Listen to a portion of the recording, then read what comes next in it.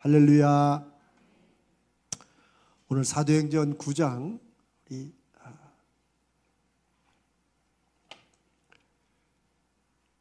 우리 몇 절이죠? 10절, 11절.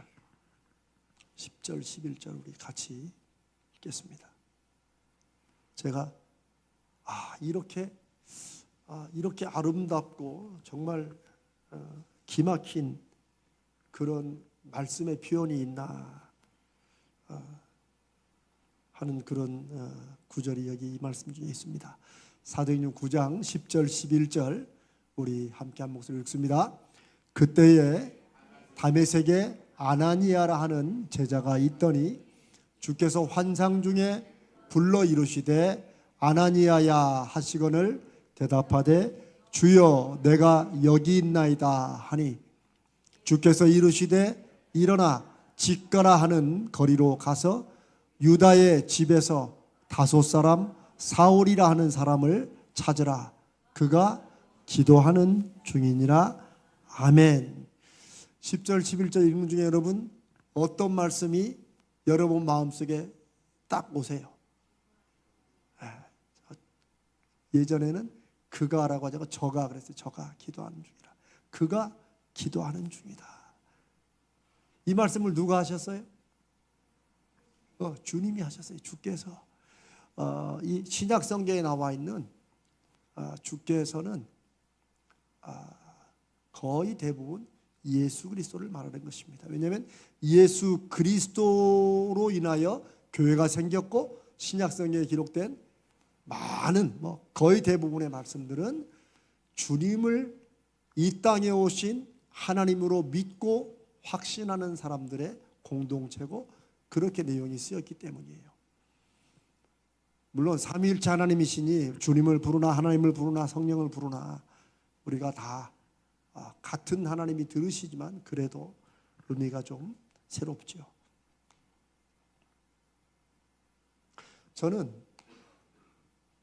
이 말씀을 지난 주 초에 갑자기 이 말씀이 이렇게 딱 떠오르는 거예요. 그런데 어떤 그 생각이 떠올랐냐면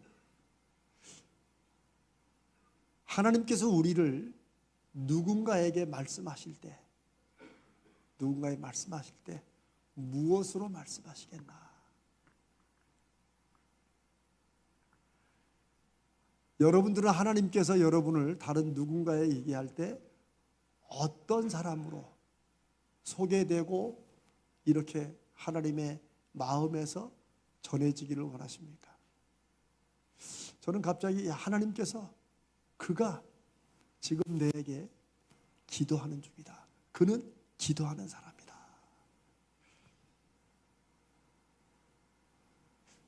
제 마음에 그런 조금 기도 제목처럼 소원이 생겼습니다. 하나님은 바울에 대해서 아나니아라는 다메섹에 있는 선지자에게 그가 기도하는 중이다. 그러니까 어떻게 하라고요? 그 다음에 하나님이 하실 일을 그렇게 가라는 거예요. 물론 찬송도 귀중하고 모든 게 귀중하죠. 그러나 쉬지 말고 끊임없이 하나님의 자녀들은 하나님 앞에 뭐 해야 돼요? 주님의 기도해야 돼요. 이미 우리는 이제 그 기도가 우리 생업 다 치우고 그냥 산에 들어가서 기도만 하는 것이 아니라는 걸 압니다. 우리는 늘 하나님 앞에 간구하며 하나님의 역사를 기대하는 사람들입니다. 그러니 주님께서 저와 여러분을 누군가에게나 혹은 어떤 일로 나타내실 때 그는 기도하는 사람이다. 그는 기도하는 중에 있다. 라는 그런 말씀으로 소개되고 그렇게 하나님의 마음속에 주님의 마음속에 들어가시기를 바랍니다. 우리는 여기서 기도하는 중에 있는 사람이 보이는 모습 그 행동에 대해서 우리는 살펴볼 수 있습니다. 사울이 살기가 등등해서 다메섹에 있는 이제 예수 믿는 사람들을 체포하기 위해서 가다가 다메섹으로 가는 중에, 근데 아직 다메섹, 다마스커스에, 시리아의 수도죠. 지금 시리아에 다메섹으로 가는 길에 했는데 다메섹에 도착했어요? 못했어요? 아직 못했죠? 그런데 상당히 이제 다메섹에 거의 다 왔다고 봐도 틀리지 않습니다. 왜요? 지금 사울이 어디에 있어요? 다메섹에 있어요 지금. 그러니까 다메섹으로 가는 중에 주님 만나고 눈이 안 보이고 이러고 다른 사람 손에 끌려서 제일 가까운 도시가 어디겠어요? 만약 다메섹이 아직도 가려면 먼 다음에 다른 데로 갔겠죠. 그렇죠? 그러나 다메섹으로 인도한 걸로 봐서 이제 거의 다 왔다, 뭐 이렇게 봐도 됩니다. 근데 다메섹에서 선지 사역을 하고 말씀을 전하는 아나니아라는 선지자에게 주님께서 기도 중에, 환상 중에 그를 부르신 거예요. 지금 바울은 기도하는 중에 있습니다. 그런데 기도하면서 어떤 심정이었을까요? 지금 상황이 어떤 상황이에요? 상황이 바울은 다메섹으로 예수 믿는 사람을 잡으러 가는 도중에 갑자기 말에서 넘어졌어요. 그냥 말이 실수로 넘어진 게 아니고 예수 그리스도께서 나타나심으로 밝은 빛이, 거기 보니까 3절에 사울이 길을 가다가 다메섹에 가까이 이르더니 호련히 갑자기 하늘로부터 빛이 그를 둘러 비추는지라. 그냥 햇볕이 갑자기 환히 쬐는 게 아니고 레이저 광선이 요즘에 가장 작은 입자로 해서 뭔가를 태우는 그런 이 빛으로 된 무기죠. 근데 이 레이저 광선의 그 강력한 수만 배가 되는 그런 강력한 그런 빛들이 갑자기 사울의 이 발걸음, 바울의 발걸음과 그 둘러싼 사람을 막듯이 확 비추니까 말도 놀랬고 거기 있는 사람도 다 놀래가지고 이게 넘어질 수밖에 없는 거예요. 그냥 그 빛에 놀래가지고 말에서 떨어졌는지 그냥 내려와가지고, 하긴 뭐 사울이 꼭 말을 타고 갔다는 기적이 여기 없죠. 그러니까 아마 걸어가다가 그 빛이 너무 강렬하니까 두려움이 일어났을 것입니다. 성경에도 하나님은 보통 무엇으로 많이 말씀되세요? 빛으로 많이 말씀하죠. 심지어 하나님을 그냥 뒷모습만 봤던 모세도 그 하나님의 영광이 빛에 어떻게 됐어요? 마치 달처럼 빛을 받은, 그 자체가 빛도 아니고 하나님의 영광의 빛에 잠깐 쐐임을 받은 모세가 시내 산으로 내려오자 사람들이 어떻게 했어요? 그 얼굴을 봤어요? 못 봤어요? 똑바로 못 봤어요. 왜요? 너무 눈이 부셔가지고 무섭고 두려워서 보지 못했어요. 그래서 모세가 사람들하고 말할 때 어떻게 했어요? 수건으로 얼굴을 가렸다는 정도예요. 그렇게 빛에 의해서 완전히 엎드러져 있었고, 그 다음에 무슨 일이 일어났어요? 음성을 들었어요. 소리가 있어. 소리가 그냥 무슨 쾅쾅쾅 하는 소리가 아니라 사울에게 하시는 어떤 말씀이 그 강렬한 빛 속에서 나왔던 거예요. 그런데 그 내용이 또 이게 아주 놀랄 내용이에요. 뭐예요? 사울아 사울아 네가 어찌하여 나를 박해하느냐. 근데 사울의 마음속에는 이렇게 놀라운 이 엄청난 신적인 빛을 쏘는, 빛을 발하는 그런 분에게 사울이 그분을 감히 박해하거나 해코지 한다고 생각했겠어요? 안 했겠어요? 못하죠. 감히. 자기는 하나님을 열심히 믿고 그 하나님에 대한 열심으로 이단 예수 믿는 사람들을 잡으러 다니니까. 그렇죠? 그래서 자기는 너무나도 하나님의 영광을 위해서 엄청난 일을 하고 있다고 생각했는데 그 빛 가운데 나타난 소리는 네가 어찌하여 나를 박해하느냐. 사울이 깜짝 놀랐을 거예요. 바울이. 내가 이런 분을 내가 감히 어떻게 박해한단 말인가. 상상도 할 수 없는 일이겠죠. 그러니까 주여 누구시니까 여기서 주는 이제 아랫사람이 높은 사람을 이렇게 부르는 일반적인 호칭이에요. 예수님을 알고 그런 게 아니에요. 우리 말하면 선생님 뭐 이런 거예요. 누구십니까? 그런데 뭐예요? 나는 네가 핍박하는 예수다. 기절하는 거죠. 그 예수를 믿는 사람들을 지금 잡으러 가는데 하나님의 이름으로 하나님의 영광을 위해서.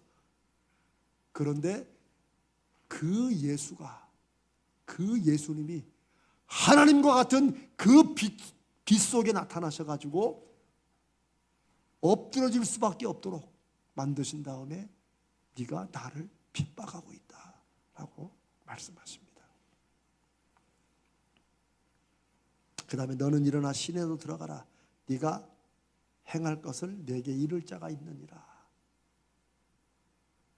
근데 이게 언제 올지 누가 올지 모르죠. 그런데 그렇게 주님을 만난 다음에 이 바울에게 일어난 육체적인 변화는 뭐예요? 어떻게 됐어요? 그 다음에 여러분 다 알면서 왜 눈이 안 보이세요? 눈이. 그래서 나중에 학자들은 바울이 일평생 괴로워했던 병 중에 하나가 뭐예요? 안질이에요. 안질. 그래서 눈은 하나님이 물론 이렇게 다시 이제 아나니아를 통해서 기도 중에 다시 보게 해주셨지만은 너무나 강렬한 빛에 아마 눈이 쏘여서. 그러니까 바울이 내가 부활하신 주님을 만났다고 하는 그 증거를 다른 사람들은 안 믿었지만 바울은 분명히 알았어요. 왜? 자기 눈에 자기의 육체의 흔적이 있어요. 자기 육체에 무슨 흔적이 있어요? 눈이 일단 눈이 볼 수는 있었지만 그러나 너무 강렬한 빛에 내가 눈이 멀었다가 다시 뜨게 된 거예요. 내가 그리스도의 고난, 그리스도의 흔적을 가지고 있다.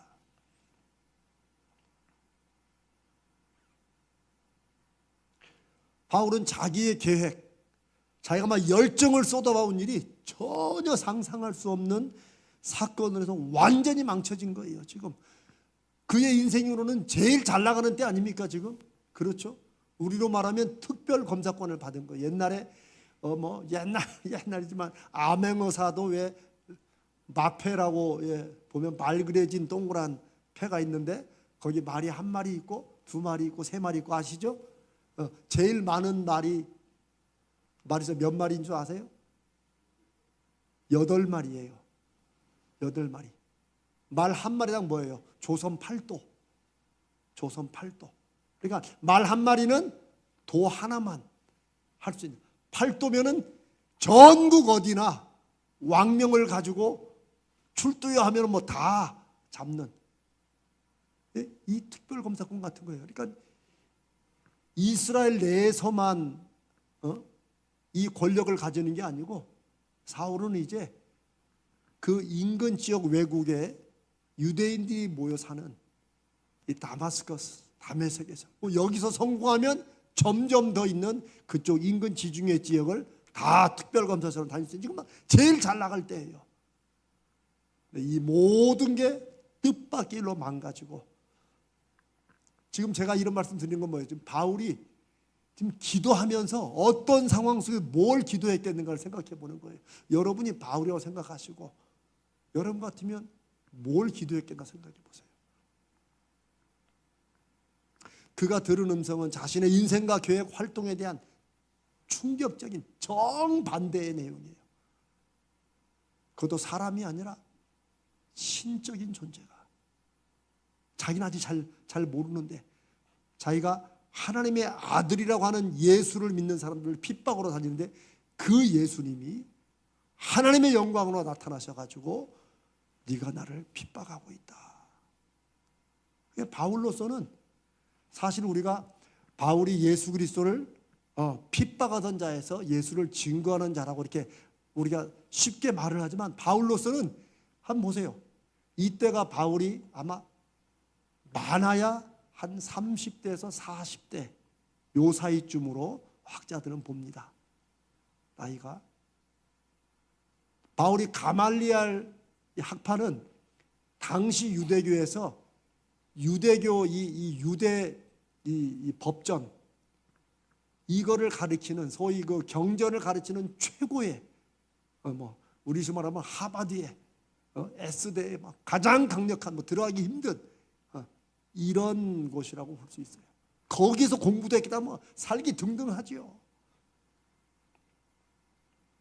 그런데 이 모든 게 망가진 거예요. 전혀 정반대의 일을 향해서 열심히 달려온 것을 깨달았을 때, 자신의 인생이 완전히 헛것을 한 것처럼 깨달았을 때, 내가 일평생 준비하고 힘써왔고 지금 막 완성을 해서 나가는 그 찰나에 그게 조금 좀 어려움을 겪거나 이런 정도가 아니고 완전히 헛짓을 했다. 오히려 자기 스스로를 죽이는, 스스로를 망가뜨리는 일을 하고 있다는 것을 발견했을 때 이 바울의 충격이 어떻겠나 하는 거예요. 그리고 저 사도행전 뒷부분에 보면은 또 바울이 그 다메섹에서 주님 만난 사건을 간증할 때 뭐예요? 그때 여기에 이 사도행전 9장에는 없는 또 다른 말씀을 그때 주님께서 하셔요. 그게 뭐예요? 네가 가시체를 뒷발질하는 것이 네게 고생이다. 이 가시체는 뭐예요? 끝에 이 나무 끝에 쇠고리 뾰족한 걸 이렇게 달아가지고 양 있죠, 양이나 털 많은 짐승들은 이게 뾰족한 끝이 있지 않으면 그 막대기로 쳐야 양이 털이 많으니까 이게 감각도 없어요. 그러니까 뾰족한 끝을 해가지고 이거 콕콕 찌르는 거야. 이렇게 이리 가라 저리 가라. 막 채찍으로 때려도 털이 많으니까 여러분 이렇게 부한 그 뭐라고 그래요? 지금 있는 겨울에 밍크라나 겨울에 입는 거 지금 장로님들 입으시는 거 저거 패딩. 오바는 옛날 말이고 정말 패딩을 막 이게 두꺼운 거 입으면 그걸 풀에 잣대로 야 이리 가라 때린다들 이게 뭐 감이나 옵니까? 그런 것 같아요. 그 가시체는 뭐 그냥 이미 다 아는 건데 그 뾰족한 것을 어떻게 한다고요? 자꾸 뒷발질하는 발로 차는 거야 자기가. 마치 곰이 이 벽을 머리 왜 이렇게 머리가 아프냐고 하는 거 똑같은 거예요. 지금 주님이 보시기에 하나님이 보시기에 바울의 인생은 하나님을 위해서 열심히 산다고 했지만 그게 오히려 하나님을 거스리고 자기 인생이 가장 영광스럽게 나간다고 했지만 자기 인생을 스스로 진창에 빠뜨리는 그런 일을 하고 있다는 거예요. 네가 가시체를 네 스스로 뒷발질하는 게 네게 고생이다. 네 인생의 괴로움은 바로 거기서 나온다. 모든 것이 완전히 그냥 뒤집어지는 그런 말씀을 바울이 들은 거예요.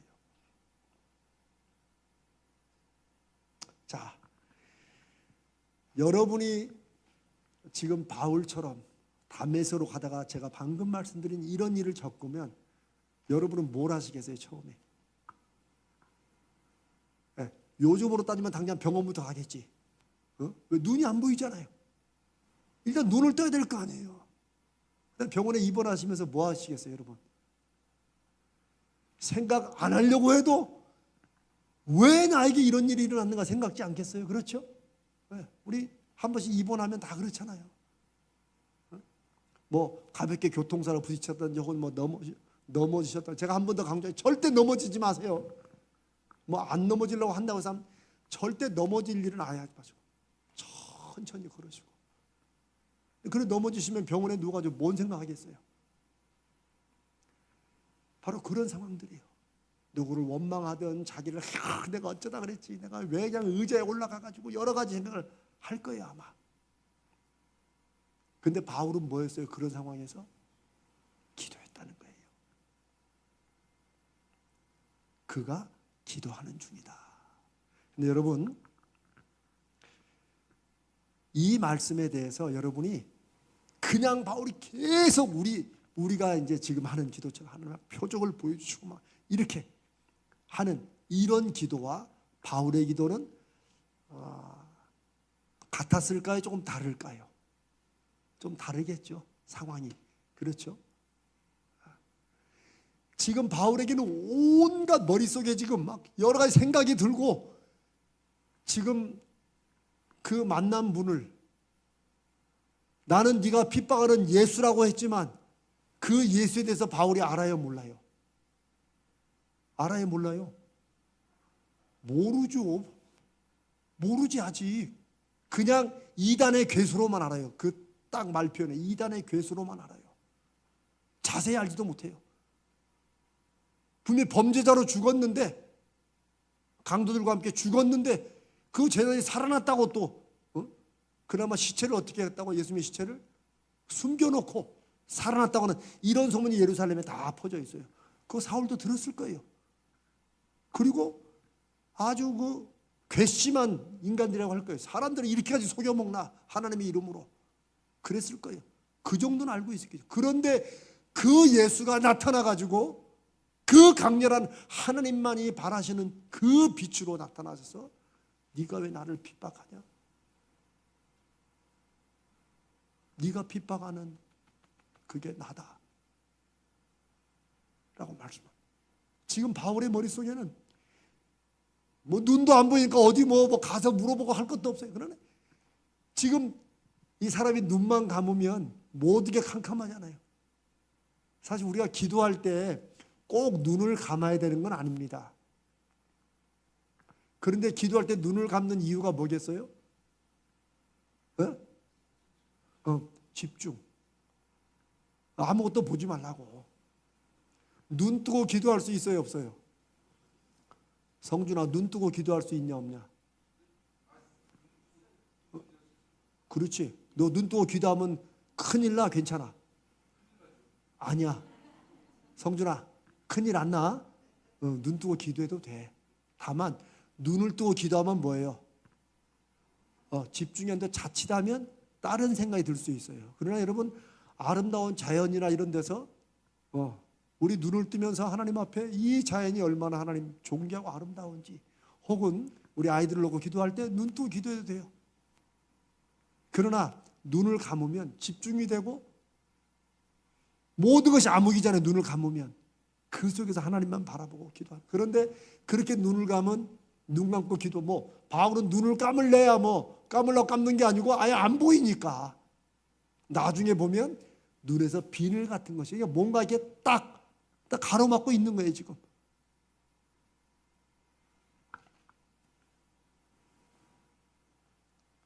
바울의 기도는 먼저는 도대체 왜 이런 일이 나에게 일어났는가 하는 그런 의문이 깊이 생겼을 거예요. 정말 이 일이 자기가 그 최고의 이스라엘 학부에서 배웠던 그 하나님, 조상 대대로 믿어온 그 하나님의 역사인지. 왜냐하면 그 나타나는 건 누구예요? 예수가 나타났거든. 하나님이 아니라. 이때까지만 해도 바울에게는 하나님과 예수님이 동급이 아니에요. 아니지. 하나님이 나타나신 게 아니고 예수가 나타났으니까 이런 모든 것이 의문이에요 지금 이게. 그 체험과 자기가 겪은 일은 놀랍고 엄청난 거지만 여러분 생각해 보세요. 일평생 조상 대대로 하나님, 여호와 하나님, 야훼 하나님만 믿다가 이 땅에 온 하나님의 아들이라고 이단 괴수 예수를 믿는 사람들을 체포하러 다녔던, 체포로 가는 중에 겪은 이 바울이 기도했지만 혼돈과 혼란 속에 대체 이게 정말 하나님의 역사인지 무엇인지 하는 그런 것도 마음에 있었을 것입니다. 또한 자기가 하는 이 모든 일이 나중에 자기가 이 교회들에 쓴 편지에서 내가 하나님을 향한 열심이 지나쳤다고, 그 열심이 자기로 하여금 자기를 불태워버린 것 같은 이런 열심 속에 세웠던 모든 일이 오히려 하나님의 뜻, 하나님이 보내신 자 그 아들 예수를 오히려 핍박하는 줄로 갔다니, 그 말씀에 너무나 당황스럽고 또 너무나도 두려웠을 거예요. 왜냐하면 어떤 면에서 바울이 성질이 못되고 악해가지고 하나님을 핑계 빌미 삼아서 예수 믿는 사람을 죽이려고 다니는 그런 사람이 아닙니다. 바울은 양심적인 사람이고, 우리가 지난번에 바울형을 유형을 얘기했지만 뭔가 옳고 그름에 분명한 기준을 정하고 옳은 것이라면 목숨까지 던지는 그런 사람이에요. 그런데 그런 바울이 이 모든 것이 잘못되었다, 자기가 믿음의 확신을 가지고 한 모든 것이 이게 잘못되었다고 할 때 얼마나 지금 혼돈과 자기가 믿었던 모든 것, 자기가 확신했던 모든 진리가 다 무너진 상황에서 얼마나 바울이 힘들었겠냐. 더군다나 네가 보기에는 성공이지만 하나님 보기에는 네 스스로 파멸시키는 가시체를 뒷발질하는 인생이라는 말씀이, 이게 또 머릿속에서 마음속에 뱅뱅뱅 돌았을 거예요. 그러나 그러면 대체 뭘 어떻게 해야 되느냐? 이 모든 의문이나 이런 걸 떠나서 대체 뭘 어떻게 해야 됩니까? 내가 당장 뭘 어떻게 해야 됩니까? 라고 그것을 또 묻는 것도 바울의 기도 중에 포함되었을 거예요. 그러나 또 한편 현실은 어때요? 뭘 하려고 해도 할 수 있어요, 없어요? 없지. 뭐 눈이 보여야 뭘 하지. 여러분, 평생 눈을 뜨고 살아온 사람이 갑자기 눈이 완전히 안 보이면 할 수 있는 게 뭐 있어요? 가만히 있어야, 괜히 움직였다가 이마 깨지고 코 깨지죠. 이런 상황이에요. 뭘 하라고 해도 할 수 있는 게 없고, 그러니 가장 깊은 절망 속에, 좌절 속에, 또 한편은 그럼에도 불구하고 하나님이, 예수가 나타난 이 막 여러 가지 복잡한 사건 중에 바울은 기도했다. 제가 이 얘기를 이렇게 계속 자세하게 드리는 말씀은, 때로는 저와 여러분의 기도가 이런 속에서 여러분 기도가 나오지 않습니까? 제가 그 말씀을 드리려고 하는 거예요, 사실은.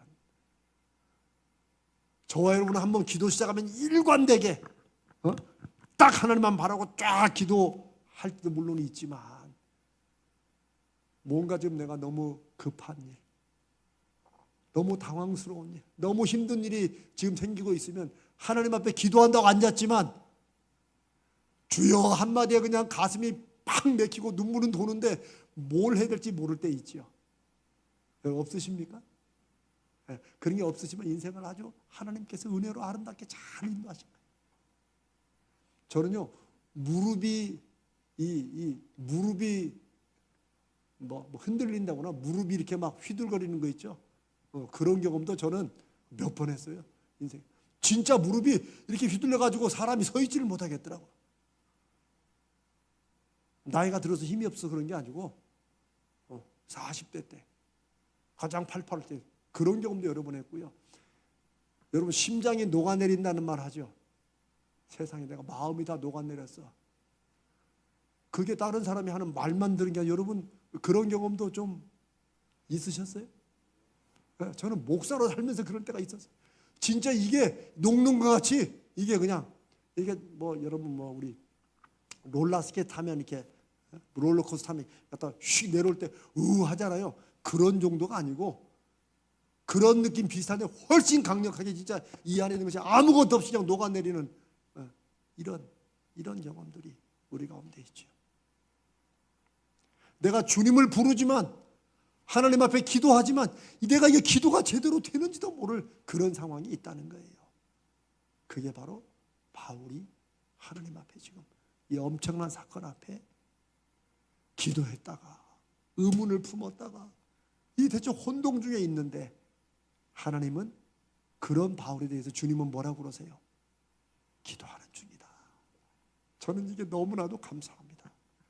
우리는 기도를 막 집중하고 막 쭉 이렇게 나가는 것만 기도를 하지만, 이미 우리를 아시는 주님께서는 우리가 기도하는 중에도 이게 여러분도 왜 기도하시다 목사님 저는 주여 한번 부르면 할 말이 없다고 그때 제가 그러잖아요.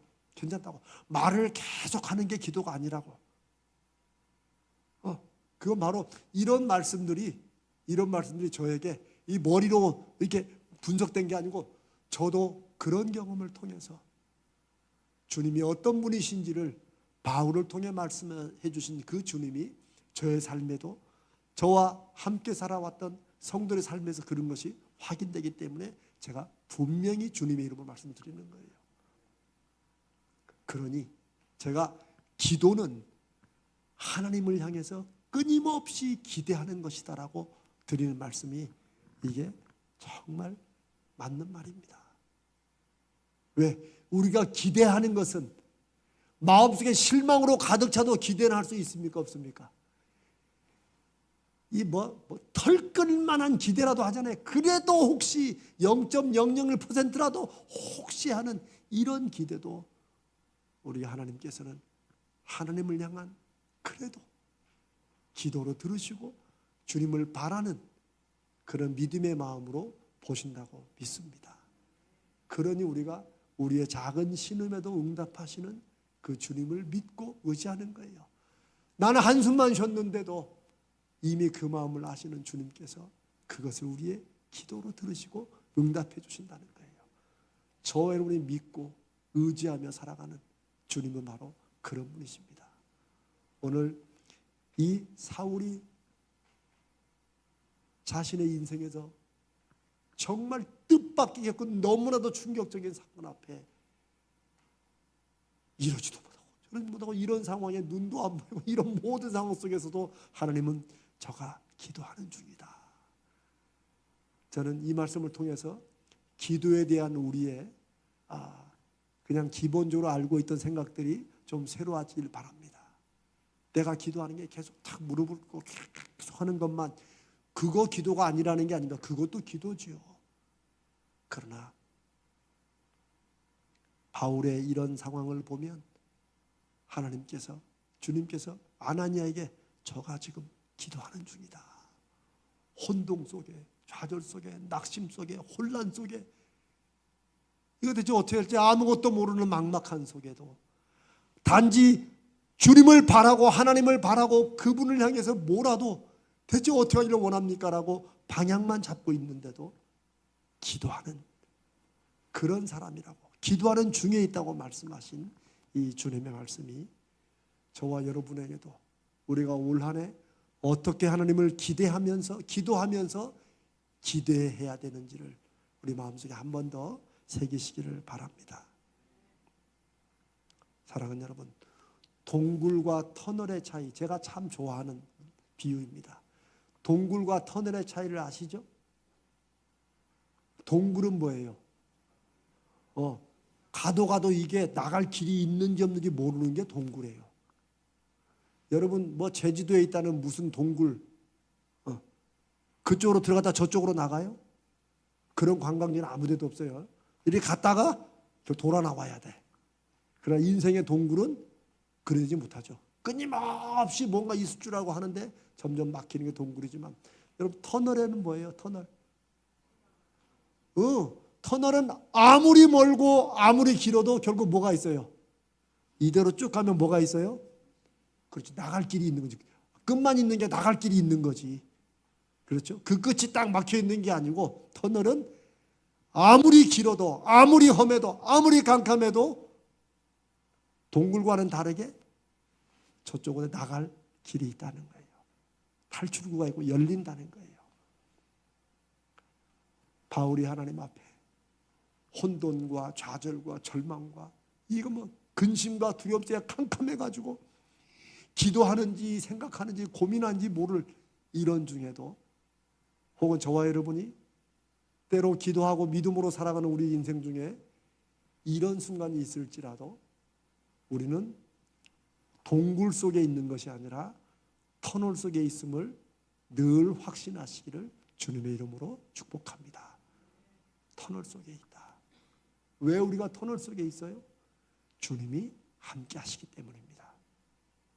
주님이 우리도 모르는 사이에도 한순간 우리를 떠나지 않으시고 같이 하시기 때문에 시편 23편의 다윗이 사망의 음침한 골짜기로 설령 내가 들어갈지라도 뭐예요?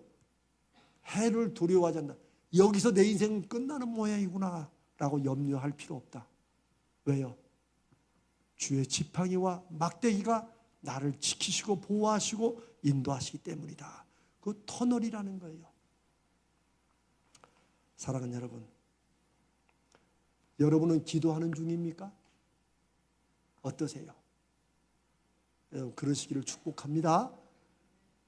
여러분은 다 적어도 우리 가자제일교회 적어도 오늘 이 밤에 이 말씀을 듣는 모든 성도들은 우리가 표징을 내게 보이소서라고 우리가 신앙표를 잡고 가는 이게 그냥 표의 문제가 아니라 나는 2월을 시작하는 오늘 나는 하나님 앞에 기도하는 중에 있다 라는 것을 마음속에 새기시기를 주님의 이름으로 부탁드립니다.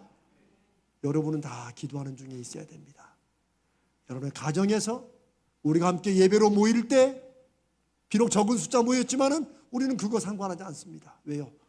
두세 사람이라도 나 홀로 있을 때라도 주님이 함께 하시며 우리의 심지어 한숨과 신음에도 기도로 들으시고 사울처럼 혼란 중에 이런 속에도 주님은 저 아나니아에게 사울이 기도하고 있다. 그러니 그 기도의 응답으로 누구를 보내세요? 아나니아를 보내시는 거예요. 사랑하는 여러분, 우리의 2024년이 여기 있는 모두가 다 그래도 이 말씀을 하나님의 음성으로 아멘으로 듣고 마음에 새기시는 여러분들에게 저는 우선은 2월 한 달이 올 한 해가 우리의 일생의 남은 시간들 속에 성령께서 이 말씀을 생각나게 하시고 기억나게 하실 때마다 나는 기도하는 사람이다. 나는 기도하는 중에 있다. 나는 기도 중에 있어야 된다 하는 것을 늘 확인하시길 바랍니다. 그래야 우리가 우리 마음의 동굴에 빠지지 않습니다. 나는 한숨을 쉬고 혼란 중에 있어도 하나님을 바라보기 때문에 나는 기도하는 중에 있고 하나님은 기도하는 사람들에게 반드시 응답하신다. 그러니 터널이다. 내 인생에 어떤 시간과 어떤 사건 속에 있어도 우리는 어디에 있다고요? 터널에 있다. 그러니 분명히 탈출구가 보이고 하나님이 그 길로 인도해 주실 것이다. 이런 확신이 우리 2월을 시작하는 오늘 금요일 이 첫 푸시 기도회에 하나님이 주시는 약속의 말씀과 음성으로 들리시기를 축복합니다. 저도 그렇게 2월 한 달을 살려고 합니다. 나는 기도하는 중이다. 하나님, 저를 하나님 보시기에, 주님 보시기에 기도하는 중에 있는 사람으로 그렇게 저를 생각해 주시고 저를 그렇게 인도해 주시옵소서. 사랑하는 여러분 모두가 주님의 마음에 누구누구 집사, 누구누구 장로, 누구누구 권사, 누구누구는 기도하는 중에 있어. 그래도 하나님을 바라보기 때문에 우리가 때로 혼란스럽고 넘어지고 낙심하고 이럴지라도 주님을 그래도 바라보기 때문에 그가 기도하는 중에 있다 라고 주님의 눈에 발견되고 그렇게 주님이 우리를 생각하는 그런 2월 한 달 되시기를 바랍니다.